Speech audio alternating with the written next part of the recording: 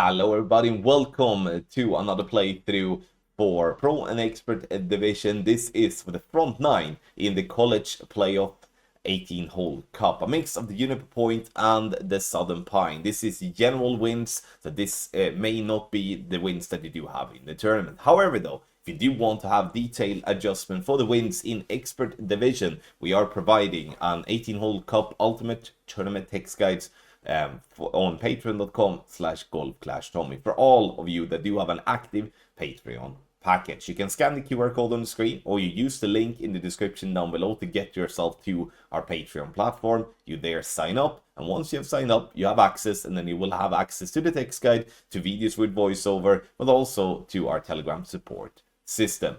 For those of you that do watch this video here, if you do enjoy what I do here for free, hit the thumbs up button, also subscribe to the channel and turn on the notification. Last but not least, follow the info box. There you have all the information you need when it comes to your the adjustments, club and ball that you need to play the holes here in this playthrough.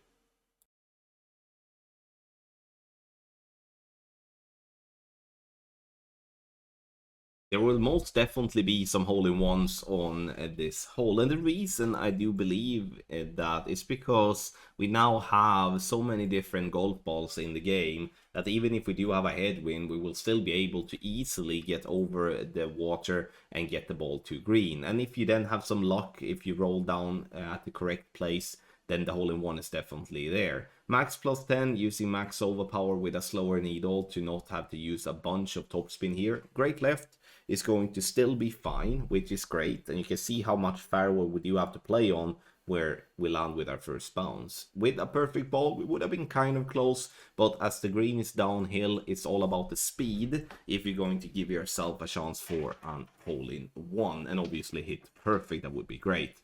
This obviously play here is for this particular wind angle. It could definitely vary slightly if you have a different wind angle, something that it's important to have in mind. Don't be afraid of using a better power ball for either a slower needle or to make sure that you don't have to use that much overpower if you do have a headwind.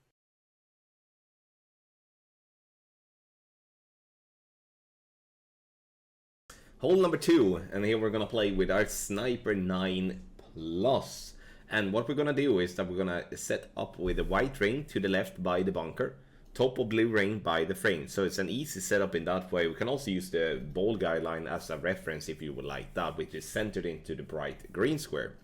Row 6 back, 1 right. Here, if you do not have the Sniper level 9 plus to have the 6 backspin, you can set up with the Sniper, and then you can swap to the Guardian once you have found the position. Adjustment is going to be max plus 20. And we do adjust,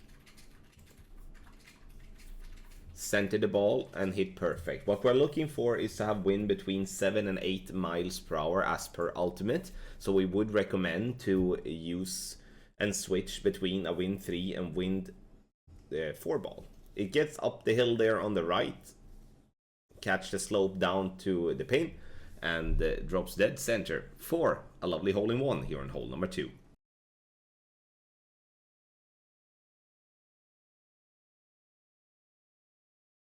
Hole number 3 of the Southern Pines is absolutely awful in my opinion. This is where we are mainly playing for an eagle only. The only time we may go for an albatross, even though it will be an extremely tough albatross, would be if we do have some tailwind off tee. Now you can see I'm using the best club that I do have. I'm using the club with the most power and the most topspin possible. I'm using a berserker ball to keep the here free to play. However though, if you have the possibility to use a topspin boost ball or something like that, that would be much better, because a topspin boost ball would obviously get you much further down the fairway. I'm not messing around really on the drive. I'm just putting it straight down the middle, as much topspin that I can, and I hit and I go max overpower, knowing that even if I do have a shaky needle, I will still be able to hit a good left or a good right if so wanted. Now here I'm playing just purely for a safe eagle, going on the right hand side. Here you can go on the left hand side as well. The tricky part with this is that you need to gauge speed in the best possible way. If you come in with too much speed, you will roll into the back row. And obviously, with not enough speed, you will get stuck in the first bunker. That's the tricky part here. So you can see I'm not even attempting getting this ball at the pin here because I don't feel it's a realistic possibility to do so. Now, if we do have tailwind, we can use the tailwind to carry by using overpower and not have to deal with a shaky needle and stuff like that. Now we are by the end of the green. From here, it is a short wedge for eagle. However, if you're playing this hole in a tournament or in a third play format, you will see many of the opponents struggling just making the eagle. So focus first and foremost, make yourself an eagle. If then the wind is very favorable and you're able to use very good gear and ball, then the albatross might be a possibility.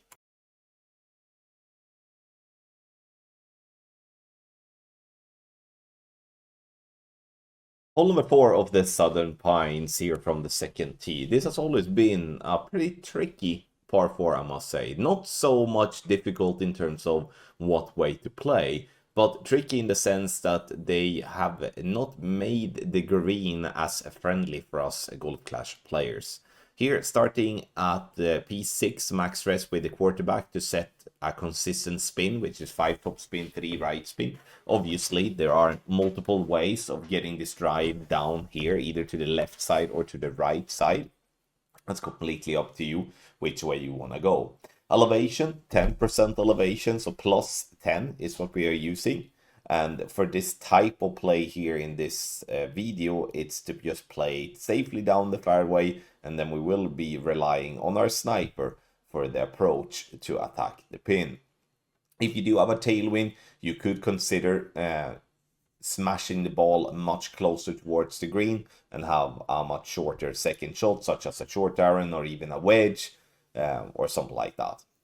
Now you can see the second shot, and I think this is the most common way of playing this hole nowadays, though, especially if you're going for the eagle.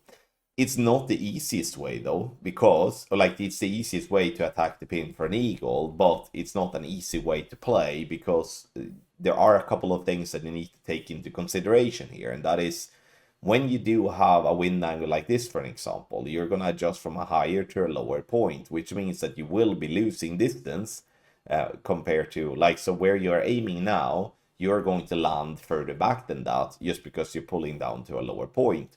If you're not using a push-up or you're using some overpower to compensate. You can see here in the video that overpower is used as a compensation method. And that's the same, let's say that you're adjusting from a lower point and adjusting from a lower point up to a higher point, then that's also going to be something that's going to be had to be compensated for, because if you're adjusting from a lower to a higher point, then you will gain distance instead. A very important lesson to have, not just when you're playing tournament, but also when you play any other game mode in Golf Clash. Take your game to the next level with our Ultimate Tournament Text Guides for the College Playoff 18-hole cup. We are doing an Ultimate Tournament Text Guide for Expert and Master Division. This for all the players that do have an active Patreon package with us. It doesn't matter what level you have, you will get access. So if you do want to try out the objectively seen best guides on the market, make sure to sign up on patreon.com/golfclashtommy. Link in the description down below, or scan the QR code. For both of the divisions, we are going to do free-to-play ball alternative and paid ball alternative. Not just for max clubs, because we do cater to lower level clubs as well. You will also get access to videos with voiceover. You will also get access to our Telegram support system where we are helping and teaching players every single tournament. So don't miss this opportunity. Sign up and try for yourself and see how you can improve your game.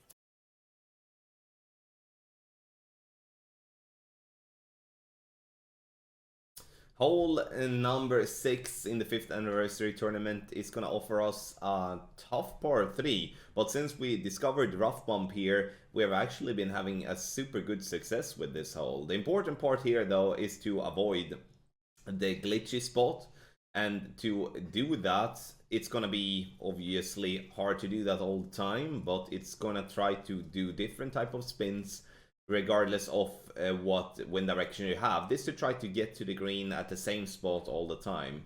So using one backspin here, a little bit of left spin, you can see that the ball guideline go up the hill to fall down towards the pin, because that's the way to do on this hole.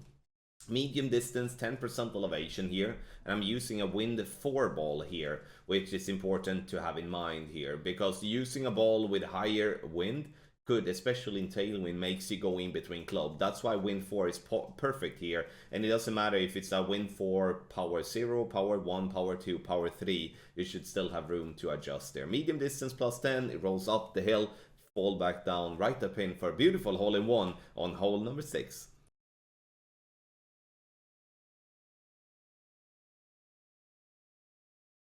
For hole number 5, we are lucky here to get some tailwind, and then we're gonna push, because we do want to get into short iron range. Stretch out to max in this case, and I'm looking to have the bullseye just very close to the rough line. Release, and then you adjust max plus 10 power 3 ball settings. Now, 6 bars of top spin, 3 bars of right spin. I'm not going to use any type of push up here. I'm just going to use max overpower with a slow needle. Full curl to the right as well. The idea is to cut the corner very close to the tree to get the ball to roll as far down the fairway possible. And from this range here, now we're gonna position ourselves to play a short iron towards the pin. Let's say that you do have a headwind of tee, you're gonna have to bounce before the rough and the bunker and just lay up and get yourself a wood club towards the pin. Second shot, you can see here now we're playing with a short iron here. You can see in the info box that I do have medium distance as club distance, but it's going to be somewhere between medium and maximum distance. Obviously, it could be around minimum distance. Well, it kind of depends on what type of distance you have on off tee. 10% elevation, and once again, make sure to read the club distance correct. If you do have a tailwind of the second shot like we have here, leave the ball guideline slightly short, otherwise it's a big risk of you coming in too hot, bounce off the pin and out, and that's never something we do want to do. Perfect ball. And we bounce on the French as we want to, but we just burned the right edge a little bit too much in over adjust, or a little bit over adjustment. However though, hole number 5 here in the 5th anniversary tournament offers a very good chance for an albatross.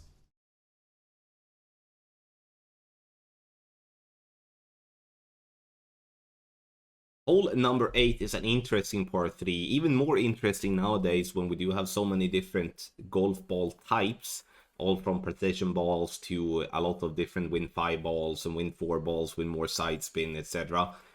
But this way that I'm playing here now will be the most simple and also the most consistent way of not making a mistake, because obviously you have the skinny rough bumps, you have backspin boost shots you can do on green, etc. Aiming at the top of +0 and with yellow rain by the rough line with some spins, mid +10, which is 1-1, using some overpower there as well in the end to compensate for the headwind. And the reason I do compensate with that instead of adjusting more is because I'm adjusting very close to the backsline. Coming into the green, getting just right of the pin, which is unfortunate. Obviously, we wanted to drop, but we're getting ourselves a safe birdie in the end.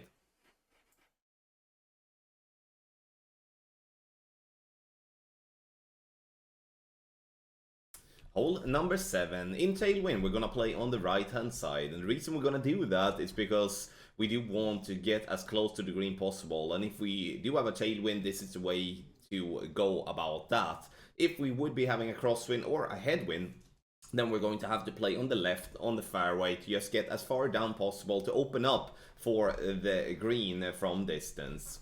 Adjustment, maximum distance +10, push up to max, and then we're gonna play full freaking blast overpower. Max top spin as well is recommended, and a bar or 2 side spin to the right. The reason we want to play with max top spin is, once again, to go as far down the fairway possible. Max overpower, and try to hit perfect. Bouncing on the fairway, and it rolls nicely down. Have in mind here that you can play with a power 4, power 5 ball as well to gain even more distance, which in my book or recommended. I'm showing with a free-to-play ball here to keep as much as possible free-to-play, but using a Power 5 ball such as Berserker also is free-to-play. So again, the further we are on the fairway, the better it's going to be for the second shot. Because now you can see we're playing with a Grizzly here, but we are very close to min line with our Thorn, and if we can choose to play with a short iron over a long iron, we should be doing that all day and every day. Aim with the ball guideline to the hole here, and I'm using 10% elevation and then true club distance. So it's gonna be whatever the club distance tells you to be. So check where maximum distance line are and where the minimum distance line are and judge yourself.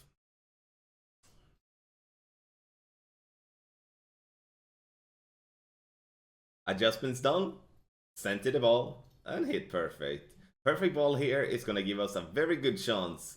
But unfortunately, you can see me hitting a great ball, and I do dislike great balls so much because it will never give us a chance for a drop if we haven't adjusted it wrong from the beginning. Perfect ball would have been super duper close if not going in the hole. So hole number 7 here is a really tough one, especially in headwind and crosswind when we have to lay up and play with a wood club with all the bunkers being in the way. Then that's gonna be mainly a birdie. But if we do have a tailwind in any shape or form and we can play the shot that we do have here in the playthrough, we definitely have a chance for an eagle.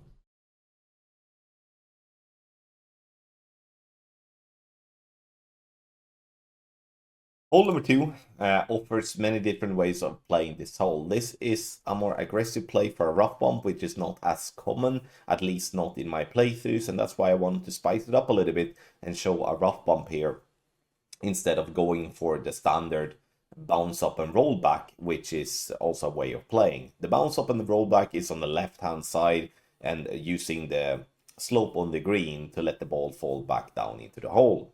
Obviously, that's not by doing a rough bump at all.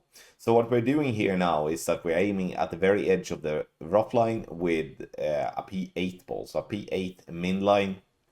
And from there, we are adjusting, and then we will land further back than where we aim because we do have a headwind that will push the ball a little bit further back. So a headwind is absolutely perfect here to do a rough bump with. If we do have a tailwind, it may be a little bit problematic as we do pull down into the sand, and that can give us all types of bounces, and it's not something that I would personally recommend so much to be doing. So the rough bump. Now there will be players out there that are watching this thinking like, why do you always have to go this aggressive? However though, when it comes to that type of thinking, the rough bumps are in general the best way of getting consistent drops on especially par 3s, but also on other types of play, because what it does is when it hits the ground, it minimizes the effect of the wind after it hits the ground. And that's why those are very interesting type of play for many players out there. However though, like I said in the beginning, if you're not fancy that type of play, you can always bounce on the left hand side on the fairway, use the slope on the green to let the ball fall back down. It will have a chance to drop, absolutely, but it will not be as consistent as a rough bump on a general basis. Thank you so much, everybody, for watching this playthrough for Pro and Expert Division general wins for the front 9 in the College Playoffs 18-hole Cup. If you're interested in improving your game even more and get a massive advantage during this tournament and upcoming tournaments, sign up on patreon.com/golfclashtommy by scanning the QR code or use the link in the description down below called patreon.com/golfclashtommy. Last but not least, more free content can be found on golfclashtommy.com. Good luck in the tournament.